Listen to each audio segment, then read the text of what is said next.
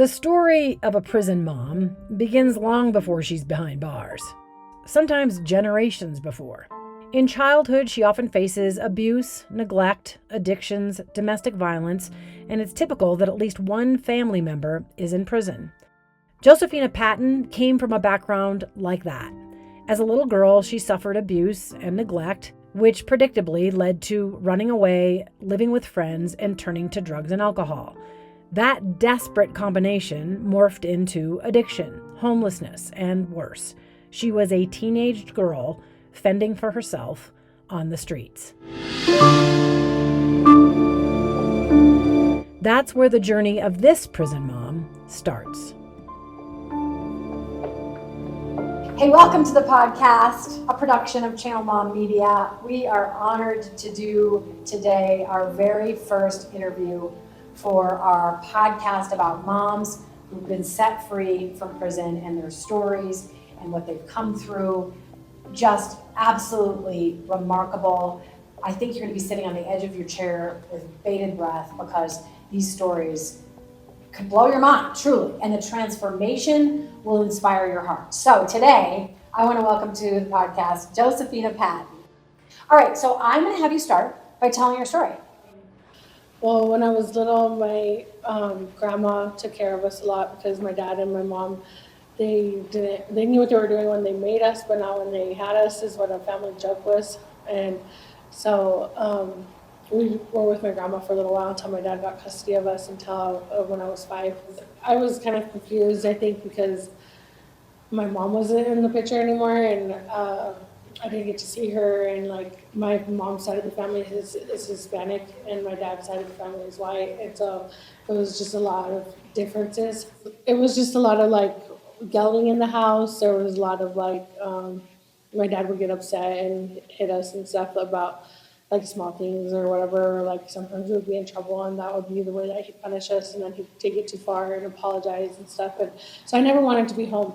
At 11, I was in 6th grade, and I had like some boys take advantage of me, and my parents didn't believe me, and so that caused like the separation in my like in my head, I think, where I was like, I don't want to be with my family. And like a year later, I told my dad that I didn't want to live at his house anymore, and I ended up running away from home. Well, I didn't really run away because my dad knew that I was leaving, but he didn't try to stop me. And then I was staying at friends' houses, and that's where I started drinking. And How old were you when you left your house? 13. And then you stayed with other people. Yeah. How old were you when you were on the streets? I was like 13, 14. I was turning 14, I believe. So from 14 until just recently or whatever, I've been homeless, and I've had apartments and stuff, but I just I've mostly been homeless. Why do you think? Because I didn't ever, like my grandma, when she was, she had a house and stuff, so I could always go there. And there was a couple other family members that I could go to their house and stuff whenever I was sober, but it was mostly because I was in my addiction. And I was drinking, and I just wanted to be out on the streets and stuff, and no one could stop me, like no one would try to tell me like, what are you doing? Or there was no one even there really to tell me that. Like, and now my little sister was too young then, but now, like more recently, like my sister's been the one that supports me and tells me like when I'm messing up. But before I didn't have anybody, so there was no one to really like guide me and be like, what are you doing? Or come home. Or there was no one to, whenever I would end up in the hospital with alcohol poisoning when I was younger, my dad picked me up, I remember a couple of times, and he'd just drive around the corner and tell me like, where do you want me to drop you off? So he picked you up at the hospital? Yeah, because he was an emergency contact, so he'd be reached by the hospital, and then he'd come and get me in and just drive around the corner and be like, where do you want me to drop you off? So he wouldn't take you home? No, he never offered to take me home, and that was hard for me because I'm like a parent now, and I think about if my kids were in that, like in their addiction or whatever was going on, and like obviously there was a problem, I wouldn't want them to be on the street, and I'd probably be like, you're going home. Yeah. Yeah, and then it's the same thing with him letting me leave home. Like, if my kid told me, like, I don't want to live here anymore, I'd be like, that's too bad, like, go to your room. Yeah. Yeah. And no one said that to you. No. There's no, like, parenting. Can you describe so the audience understands? Because a lot of people have not had to face what you had to face. Maybe they've faced some family hardship, maybe they've faced some bad parenting, maybe they've faced divorce, maybe they've faced addiction. But they don't necessarily know what it's like to have parents that don't care, or at least don't seem like they care, Yeah. and to just have no one to go to and no one to parent you. So I just want to understand your mind in that time. Yeah, well, whenever I started hanging out with, like, a certain group of friends when I was, like, 12 or whatever, and that's when I started drinking.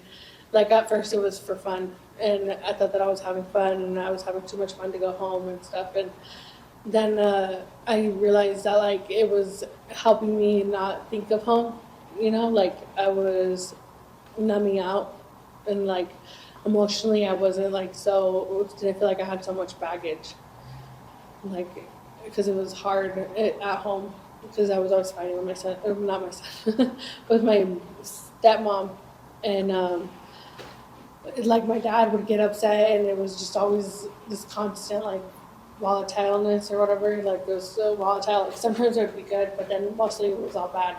So I just didn't want to be there. And then whenever I started using, it was like an escape. It was an escape. So would your dad beat you or hit you, or what would he do? Yeah, he would hit us. He would, but it wouldn't just be me. Like, he would hit my brother and my sister too.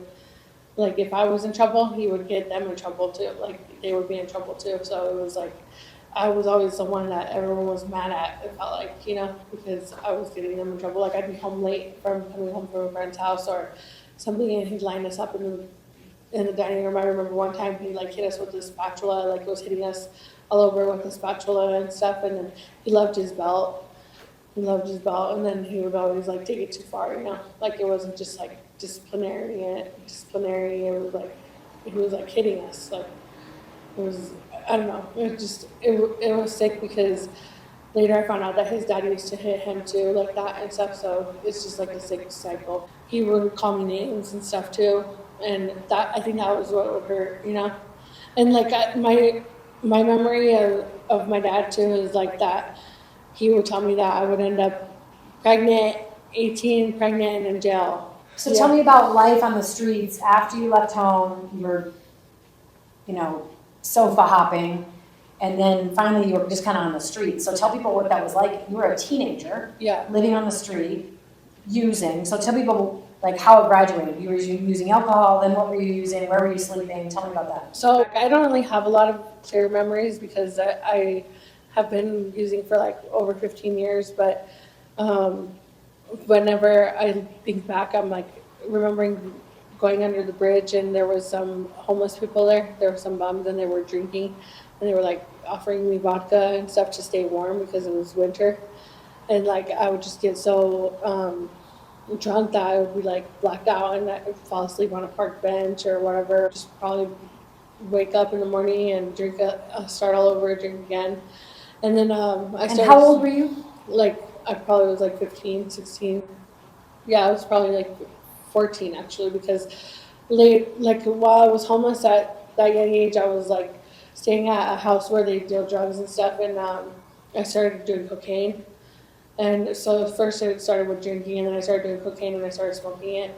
And then I started to, like, need things, like, I needed, like, because I was on the street, I needed, like, hygiene items and stuff, and I also needed money to keep my high going, and so I started stealing from the stores.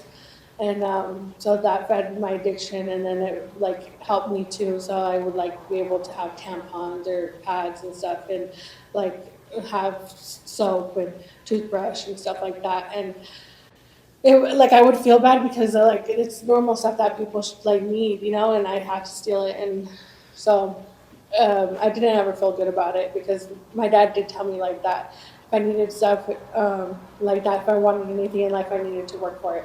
And so, like, that's the only thing that really stuck in my head. So I started working at the Taco Bell, and I was homeless, but I was staying at that house, and so I started working at Taco Bell. But then an aunt of mine, she realized how bad I was getting on cocaine and stuff, and told me about a place called Job Corps.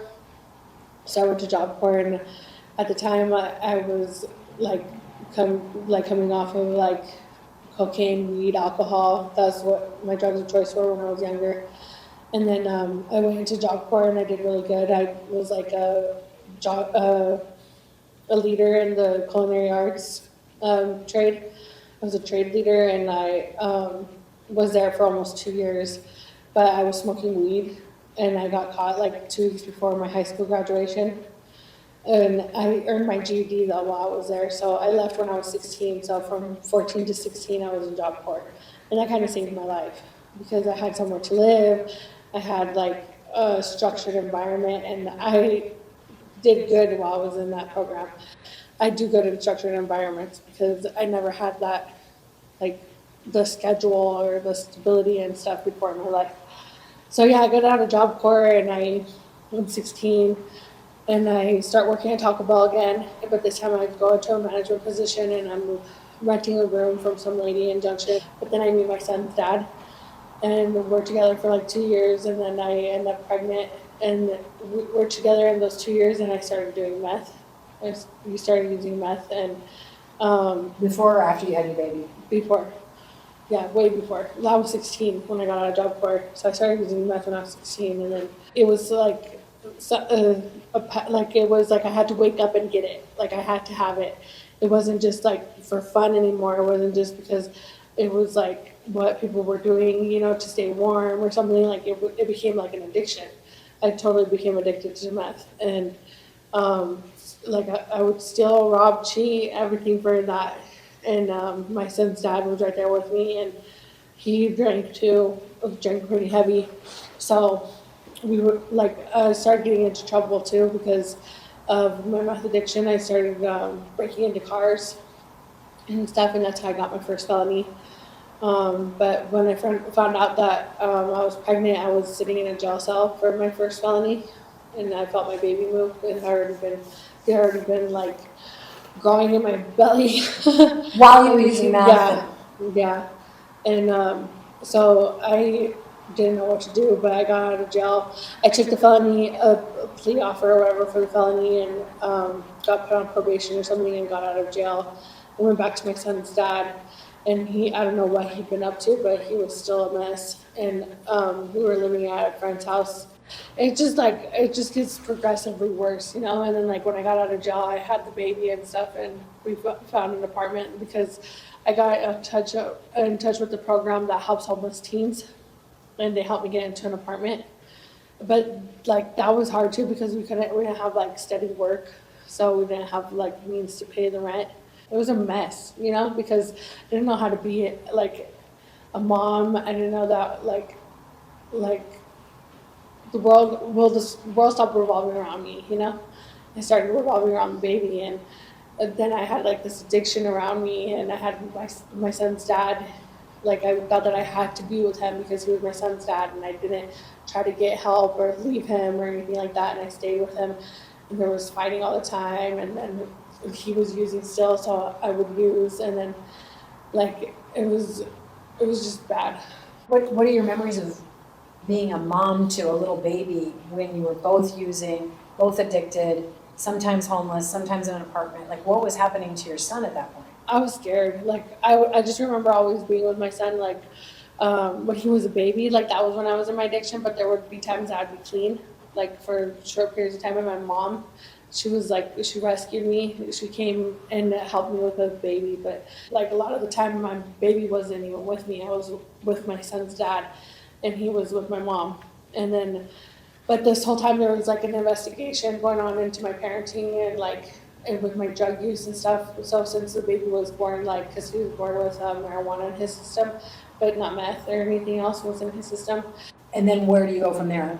Well, I eventually leave my son's dad, and then my son turns 5, and he gets placed into a foster care. And my mom moved to Washington because I had gotten my son back for the last time, before he gets adopted, and I relapsed. And when I relapsed, there was no one to take my son, and so the DHS came and they took him, and so I went to a rehab, and that was the third rehab I went to. because in those 5 years I'd been to 5 rehabs trying to get clean for my son, and because like I didn't know that I couldn't do it just for my son, you know, like before it was about like doing it for DHS, getting clean for DHS, getting clean for probation, getting clean for my son, but it was never about for me, you know. And so while I was in treatment, I actually lost parental rights to my son. But before that happened, I had spoke to his foster mom, the one that he got placed with last, and asked her to adopt my son, so that he wouldn't be in the system. And she had told me like it was like a God thing. And then I remember praying about what to do about my son, and like I was told to like I wasn't like I was like a voice that I heard like to call my son's adopted mom, but it was just like an understanding that that was what was right for him, you know, was that she needed to adopt him and I needed to ask her to adopt him. And so I had never felt peace like that ever in my life. And like after I prayed and stuff and felt like that understanding that I needed to call her, I've never felt peace like that again either. And so I know that it was the Holy Spirit and that it was God telling me that I'd like to do it. And so my son was adopted and they told me, you can't have contact with him anymore. You can't reach the mom. You can't contact the foster mom. So I kind of went off the deep end. Well, I did really good for a little while. It was like a year before I relapsed. I was living in an apartment in Kingsville, Utah, and working at like a Dillon's drive-in or something and doing really good. And then one day I just was like, I'm going to catch a bus back to Colorado. And I caught my money out of the safe and I'd been saving and stuff, and just caught a train back to Colorado and went right back to the streets where I grew up and stuff. And What drew you? Like, what goes on in your mind? Is it just that you still felt like you'd messed up because you didn't have your son anymore? Yeah, I mean, it was hard to like wake up in the mornings and be like alone and not have anyone to take care of, because like that's what I wanted so bad, was to be able to be a mom, you know, like be able to make him breakfast, to make him lunches, to go back and to take him to preschool and stuff. Like that was what I remembered, you know. And then like when I was just trying to like it felt like I had no point, and it felt like I had no point in my life, because whenever I was trying to get clean, it was because, you know, I have a baby to take care of. I need to be there for him and stuff. And then all of a sudden I don't have a baby anymore and I don't have him to take care of, and I didn't want to take care of myself either. So I ended up relapsing again, and I don't know why. Like I had this pattern of relapsing. Like I would get clean and things would be going good, and then I felt like I wasn't good enough, or felt like I had no worth because I didn't have my kid, and like I just didn't want to do life. Like on those terms, I wanted to do life high. And so I relapsed, and that was disappointing, but like it was worse because this time I had went into a mass psychosis, and I lost my fingers. Find out what happens next in part 2 of Prison Moms Set Free.